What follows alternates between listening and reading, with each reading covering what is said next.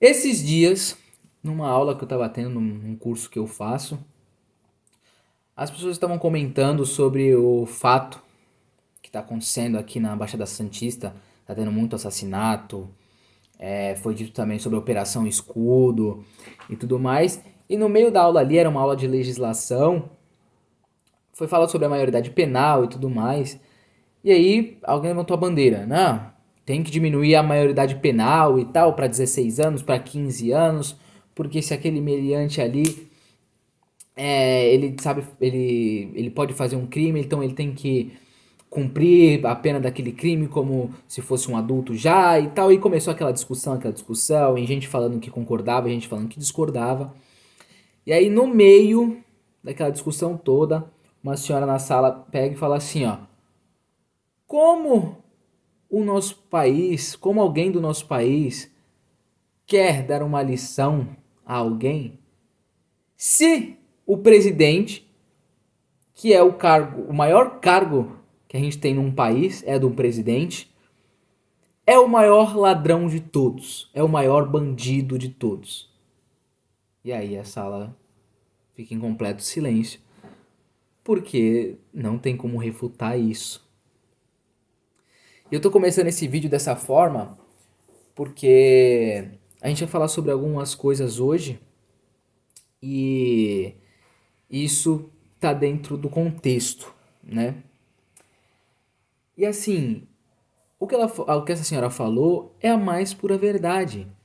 Então, como que a gente vai pegar, vai chegar para um menino ali de 15, 16 anos, falar, ó, você não pode roubar, você não pode matar, você não pode fazer nada disso, você não pode traficar, sendo que se ele se espelhar num cargo máximo do país dele, ele vai ver que o crime compensa. Vai ver que vale a pena roubar, vale a pena você extorquir, vale a pena você traficar, você cometer um crime, vale a pena. Porque no final das contas, você sai como inocente. E é o que está acontecendo.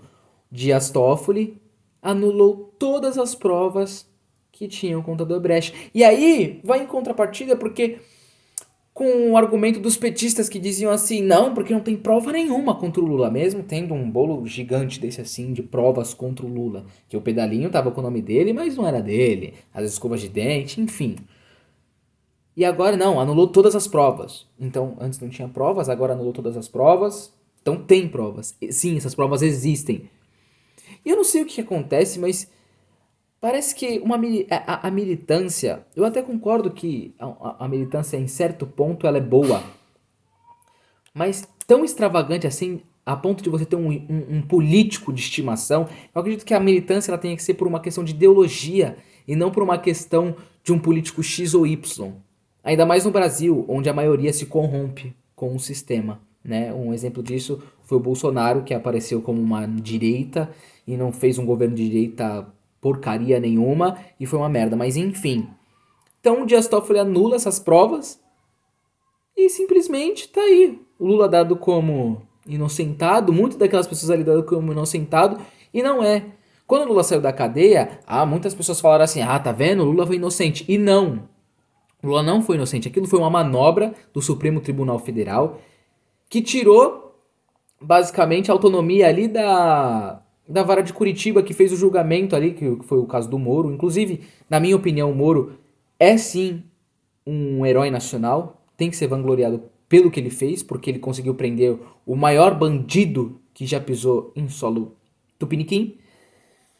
Mas enfim, foi um esquema ali do Supremo Tribunal Federal, né? Uma artimanha ali que tiraram o julgamento de Curitiba, quis levar para Brasília, o Lula por conta da idade o crime prescreveu e Lula aí solto novamente. E muito do motivo do Lula estar solto é culpa do Bolsonaro, tá? Mas a gente não vai entrar nesse assunto agora. Mas o que é importante a gente ver nisso? Que o crime compensa. Então vale muito a pena você cometer um crime hoje no Brasil. Então você comete um homicídio, você não vai cumprir essa pena de ponta a ponta. Tem bom comportamento, aí tem a questão de ser réu primário, tem uma série de coisas que vai abatendo na sua pena e no final, às vezes, uma pena das coisas que você fez, você ia ter que pagar 15 anos de cadeia, você paga com 3 e tá na rua novamente. Então, o maior exemplo de que o crime compensa hoje está na presidência da República, que é o maior cargo de um país. Então, como que a gente pode exigir das pessoas, né? Como que o Estado, principalmente, porque eu posso, porque eu sou 100% honesto, nunca fiz mal pra ninguém, nunca roubei nada de ninguém. Eu posso falar pra uma pessoa assim, porque eu sou um exemplo nisso. Acredito que você que tá assistindo também é um exemplo de uma pessoa que nunca fez mal pra ninguém, nunca roubou ninguém, nunca lesou uma pessoa, né? Uma pessoa honesta. Mas como que o Estado ele espera que essa onda de crimes, por exemplo, que está acontecendo na Baixada Santista, ela acabe, o tráfico de drogas acabe no Porto de Santos, sendo que o maior incentivador de que o crime compensa é o presidente. Sabe, vocês estão entendendo? Não tem como. Parece que é um jogo onde o gato corre atrás do rato pra não pegar, sabe? E aí, vou trazer uma referência, vou pegar aqui. Trazer a referência de um livro que muitas pessoas usam. Isso eu sei que muita galera usa, mas é importante eu trazer. Que é o livro 1984, do George Orwell.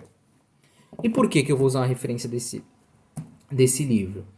Porque assim, as imagens do dia 8 de janeiro, que supostamente poderiam provar ali uma contribuição do Estado para que aquelas pessoas entrassem e tudo mais, e tal, uma ajuda ali, elas foram apagadas. E nesse livro ele mostra que o Estado, quando ele não quer alguma coisa, ele vai lá e apaga. Ele refaz. Ele monta de novo a notícia de uma forma para parecer que aquilo nunca existiu. Ou quando alguém precisa desaparecer, alguém que está falando demais, aquela pessoa ela realmente desaparece e eles apagam todos os registros daquela pessoa. Ou seja, sei lá, o João Silva, ele nunca existiu. Porque não tem registro, não tem nada dele. E eles vão montando a história. Tem uma frase, vou pegar aqui de cabeça, não sei se ela é exatamente assim, mas eu vou tentar transmitir o que ela diz, que é quem controla o passado, não, é quem muda o passado, alguma coisa assim. Quem controla o passado controla o futuro. E quem controla o futuro acaba controlando o presente. Mas o que quer dizer essa frase meio enrolada que eu acabei de dizer aqui? Que quando você tem em mãos, na sua posse, o poder de mudar o passado, o futuro pode ser o que você quiser. E quando você tem anulação de provas, arquivamento não é arquivamento, mas realmente excluir aquilo ali da história, como se aquilo não existisse, a gente começa a viver numa mentira. Como se a gente já não vivesse. Mas é tipo assim, eu olhar pra nossa cara e falar assim, ó, vocês são os otários, vocês são os merdas, vocês nunca viram isso nunca existiu, como se fosse uma hipnose.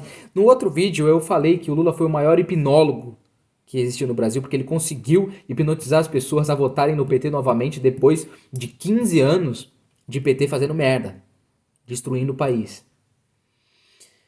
Então, esse vídeo é para falar sobre isso. Vamos ser exemplos, vamos exigir que as pessoas que nos representam também sejam daquilo que é valor para nós, do que é valor, do que é princípio.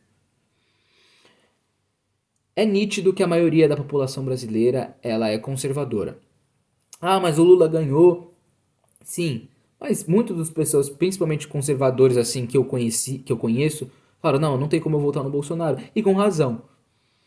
Tá? Então, sim, a maioria da população ela é conservadora, mas não tem espaço em mídia para aflorar isso. Mas a gente, como povo, tem força para isso.